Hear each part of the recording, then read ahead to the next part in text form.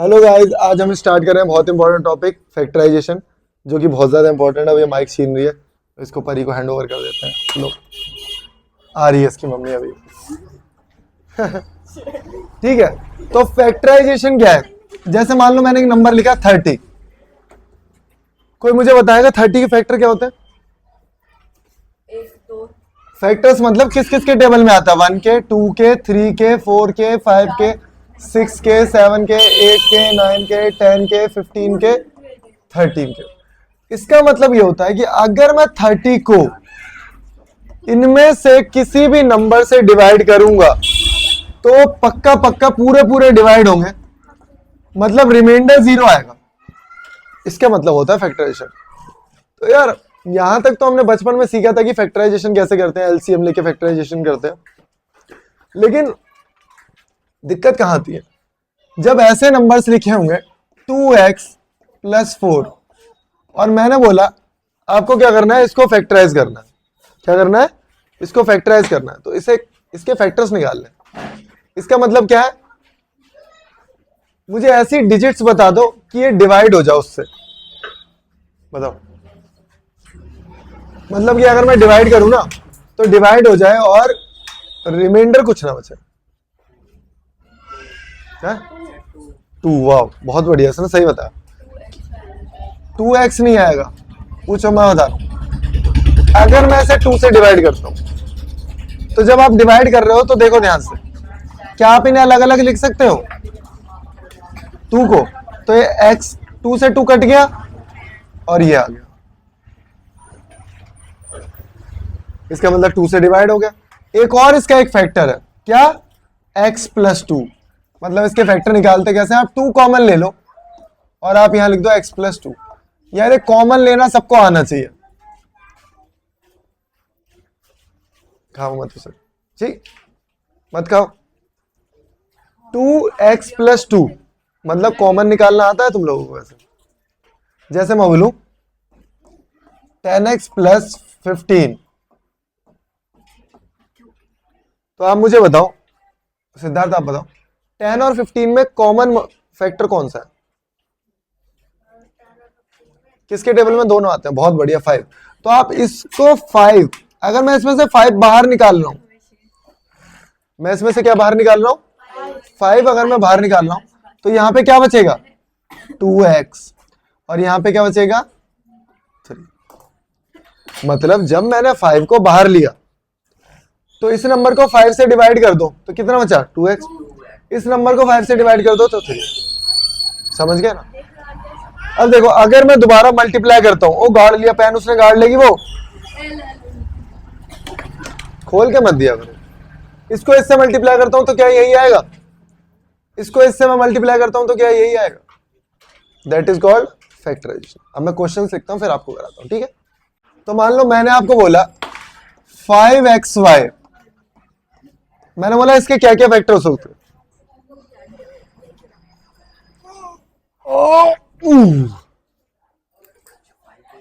क्या क्या फैक्टर्स हो सकते हैं इसके? मैं तो बोल रहा हूं इसके फैक्टर्स हो सकते हैं 5। देखो 5 से डिवाइड हो रहा है क्या? हो गया। क्या 5xy क्या x से डिवाइड हो रहा है? बोलो।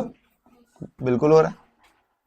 5xy y से भी हो रहा है। और मजे की बात तो देखो, 5x से भी हो रहा है। ऐसे हम फैक्टर्स निकाल सकते हैं, मतलब कंप्लीटली डिवाइड होना चाहिए। 5y से भी होगा और 5xy से भी होगा। देखो जैसे तुमने लिखा, मैंने बोला 30 के फैक्टर बताओ, तो 30 भी एक फैक्टर था ना, तो 5xy का एक फैक्टर 5xy भी होगा। मतलब मल्टीप्लाई में है ना, तो आप ब्रेक कर दो 5xy। तो एक तो खुद ही फैक्टर ये अकेला हो गया, ये भी अकेला और ये भी अकेला, क्योंकि ये तीनों मल्टीप्लाई में है। क्योंकि ये तीनों क्या है? मल्टीप्लाई में। मैं अभी एक बढ़िया चीज सिखा रहा हूं, देखो। उसके बाद ये दोनों को मल्टीप्लाई करोगे तो भी एक फैक्टर आएगा, इन दोनों को मल्टीप्लाई करोगे तो भी एक फैक्टर आएगा, इन दोनों को मल्टीप्लाई करोगे तो भी एक फैक्टर आएगा, और इन तीनों को मल्टीप्लाई करोगे तो भी एक फैक्टर आएगा। जैसे मैं एग्जांपल ही ले लेता हूँ, मैंने एग्जांपल 30 का ही ले लिया। 30 का प्राइम फैक्टराइजेशन करना, करो। 2, बोलो आगे, बोलते रहो, बोलो। 3 है, अरे सॉरी 3, फिर 5, तो मतलब मैं 30 को लिख सकता हूं 2 इंटू, अब मैंने बोले अकेले अकेले भी फैक्टर होंगे, अकेले अकेले मतलब 2 भी एक फैक्टर है, 3 भी एक फैक्टर है और 5 भी एक फैक्टर है। अब क्या इन दोनों को मल्टीप्लाई करना, क्या 6 भी फैक्टर है सिद्धार्थ? एक बार इन दोनों को मल्टीप्लाई करना, क्या 15 भी फैक्टर है? क्या एक बार इन दोनों को मल्टीप्लाई करना, क्या 10 भी एक फैक्टर है? अगर तीनों को मल्टीप्लाई कर दिया 30, तो क्या 30 भी एक फैक्टर है? तो ऐसे हम लोग फैक्टर्स बना भी सकते हैं, ठीक है।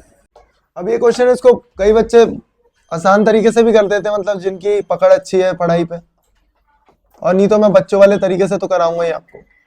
अच्छा बताओ, ये दोनों नंबर्स हैं, 12 और 15 का में से क्या कॉमन आ सकता है? दोनों में क्या कॉमन है? जब भी मैं बोलूं कॉमन क्या है, हाँ ठीक है, लेकिन मैंने पूछा है 15 और 12 में क्या कॉमन? किसके टेबल में दोनों आते हैं?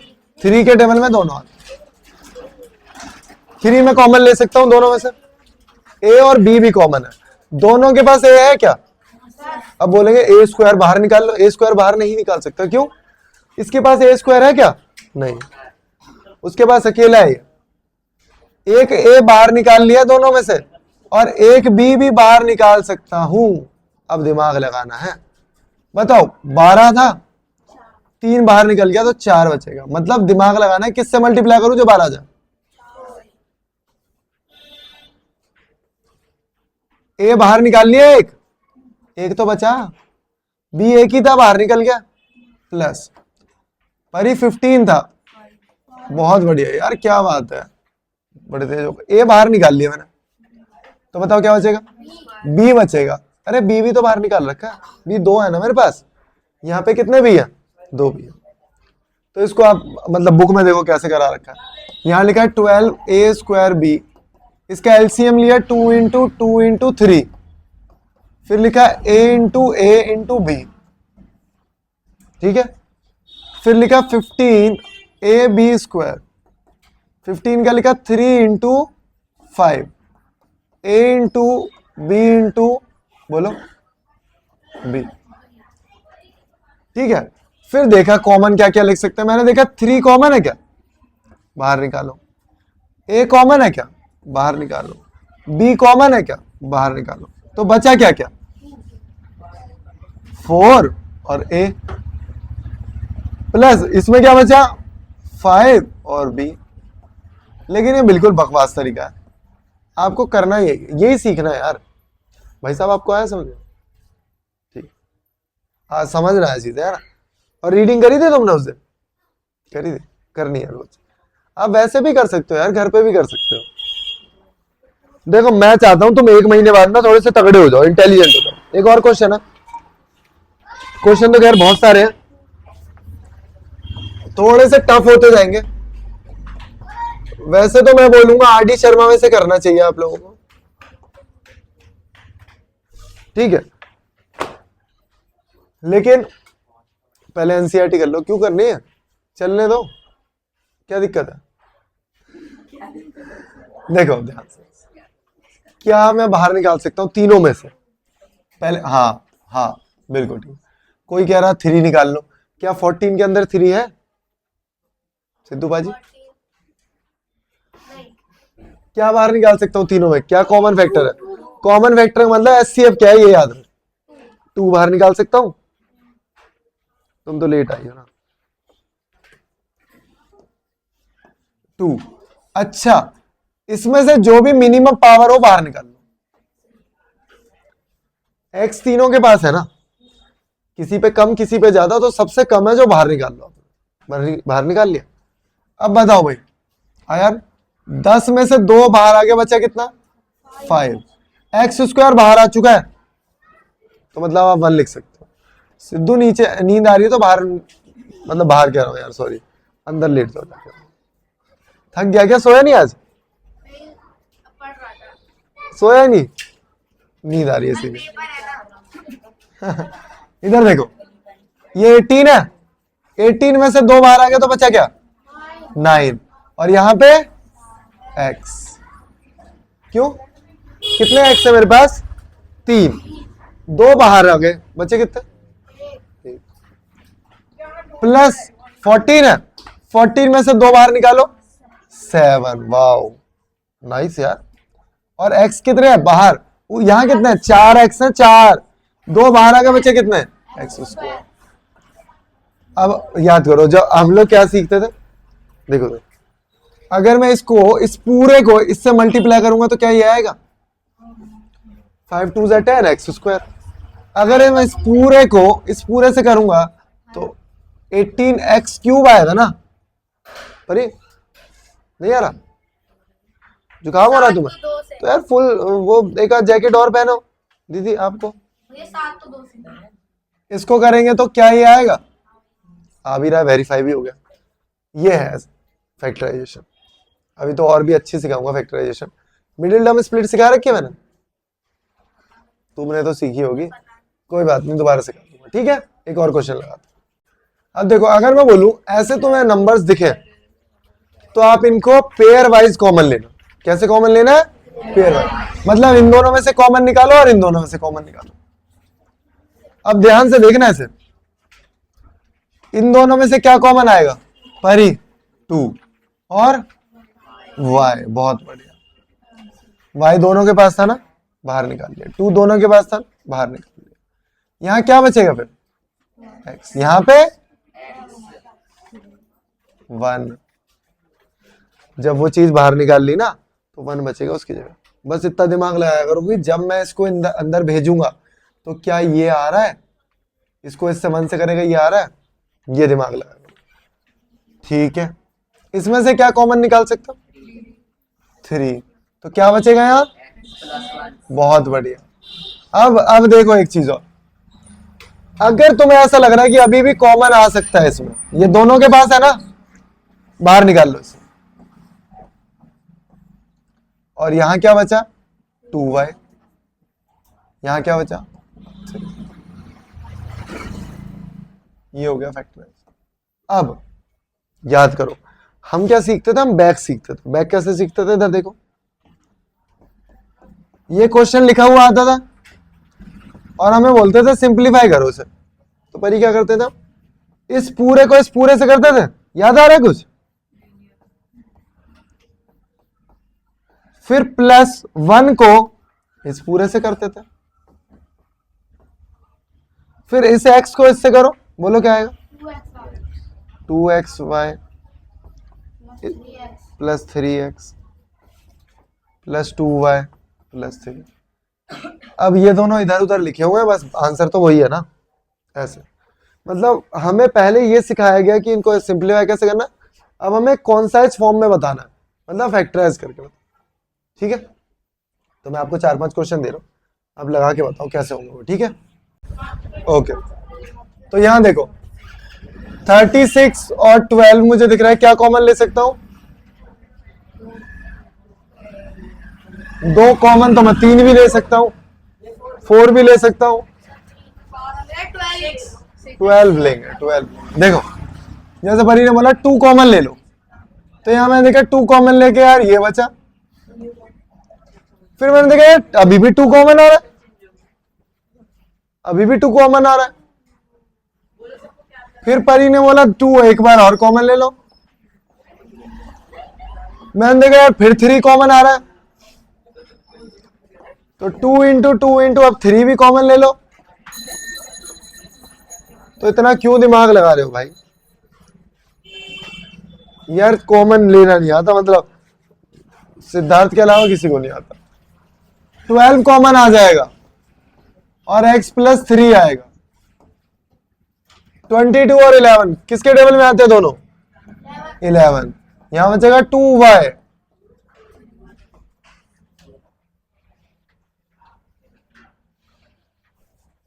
अब देखो 14 और 35 दोनों किसके टेबल में आते हैं? 7 7 कॉमन लिया, P और Q बहुत बढ़िया दोनों के पास है, क्या बचेगा यहाँ? 2, अरे यहाँ पे यहाँ, और प्लस 5। हाँ बस ये देखना, इसको इससे मल्टीप्लाई करने पे यही आना चाहिए, इसको इससे मल्टीप्लाई करने पे यही आना चाहिए।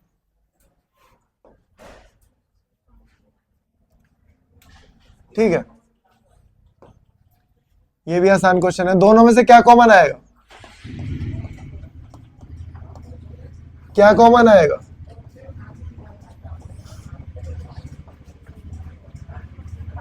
क्या आ सकता है? 12 और 16 और 20 में से बोलो बेटा, और आगे बढ़ो। 2 के अलावा 4 4z अगर मैं बाहर निकाल लूं तो क्या बचेगा यहां? प्लस और 5z²। अरे ग्लव्स ले लो ना इसके लिए, ग्लव्स पहन लेगी फिर नीचे आराम से कूद सकती है। जाओ, इसमें 20 और 30 में से परी क्या कॉमन लेंगे? 10। और L दोनों के पास है, M दोनों के पास है, क्या बचेगा यहाँ? एक L बचेगा। यहाँ पे क्या बचेगा? बोलो यार, अरे 2 तो बोला ही नहीं किसी ने, और इधर 3 भी बचेगा। बोलते नहीं हो यार तुम लोग।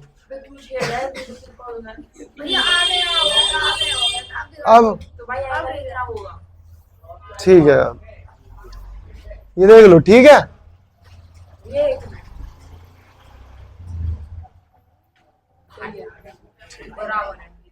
समझ गए? अगर इसको इससे मल्टीप्लाई करूंगा तो यही आना चाहिए, इसको इससे करूंगा तो यही आना चाहिए।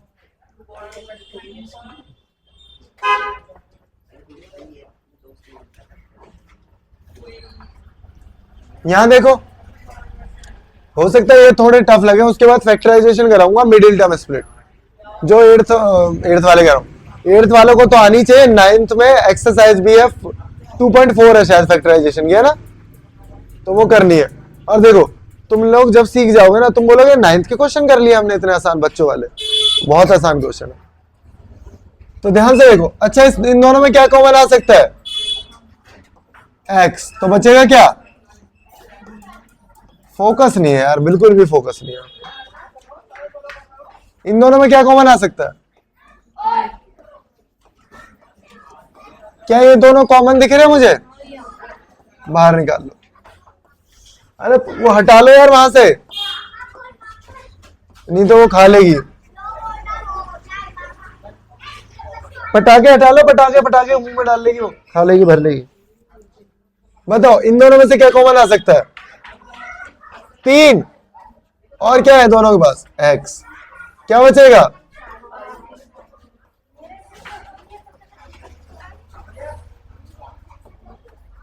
क्या ये दोनों में कॉमन है?